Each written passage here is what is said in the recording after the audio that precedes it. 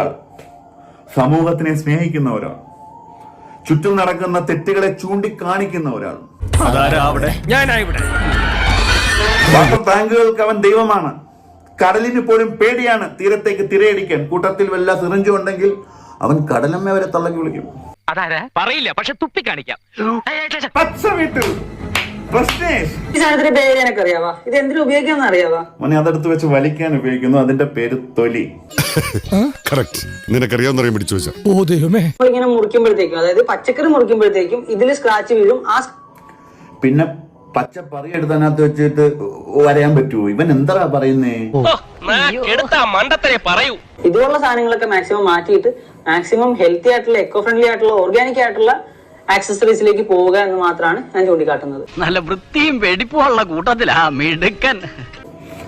പകരം നിങ്ങൾ ഒരു പഴത്തിന്റെ തൊലി എടുത്ത് കയ്യിലിട്ട് അത് റബ്ബർ ബാൻഡ് വെച്ച് ചുറ്റിയതിനു ശേഷം ഓർഗാനിക് ആയിട്ട് തൊലിക്കുക. കഷ്ടം. ഈ രാജ്യത്ത് നടക്കുന്ന യാതൊരു സംഭവവികാസങ്ങളെ പറ്റി നിങ്ങൾക്ക് അറിയില്ലല്ലോ സുഹൃത്തെ.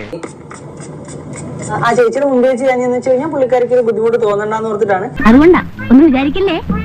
ഒരുപാട് പേര് തൊടുന്ന സ്ഥലം ആയതുകൊണ്ടാണ് ആ ഒരു പിന്നടിച്ച് കഴിഞ്ഞപ്പോഴത്തേക്കും ഞാൻ ഇതൊന്ന് സാനിറ്റൈസ് ചെയ്തു കേട്ടോ. അല്ലാണ്ട് പറഞ്ഞു നേരാ, ഇത് വട്ട് തന്നെ മുഴുവട്ട്. ഈ ഒരുപാട് പേര് തൊടുന്ന സ്ഥലം എന്നൊക്കെ പറയുമ്പോഴത്തേക്കും അങ്ങനെയൊന്നും ചിന്തിക്കാതിരിക്കാം.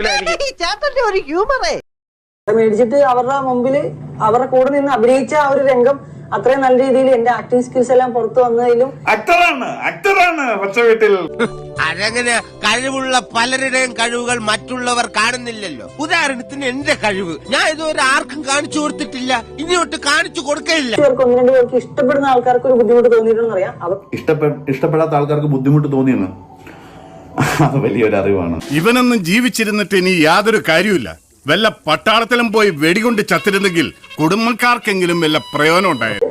എങ്ങനെ ഡിറൈവ് ചെയ്തെടുക്കാന്നുള്ള ഫോർമുലയൊക്കെ ഞാൻ ഡെവലപ്പ് ചെയ്തോണ്ടിരിക്കുകയായിരുന്നു. തലയാടാ, പിന്നെ നീ പഠിച്ചത് ബയോളജി സയൻസോ, പിന്നെ എന്തുകൊണ്ട് നീ MBBS പഠിച്ചില്ല? നിനക്ക് എന്തൊരു തലയാടാ. മൊണ്ണയാണെങ്കിലും നിങ്ങളുടെ തല.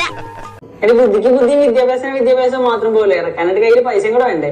10 പൈസ കയ്യിൽ എടുക്കാനുമില്ല. നാടാകെ നാട് മുഴുവൻ കടവും. എന്നാലും നാട് മുഴുവൻ വെട്ടിപ്പിടിക്കുകയും വേണം.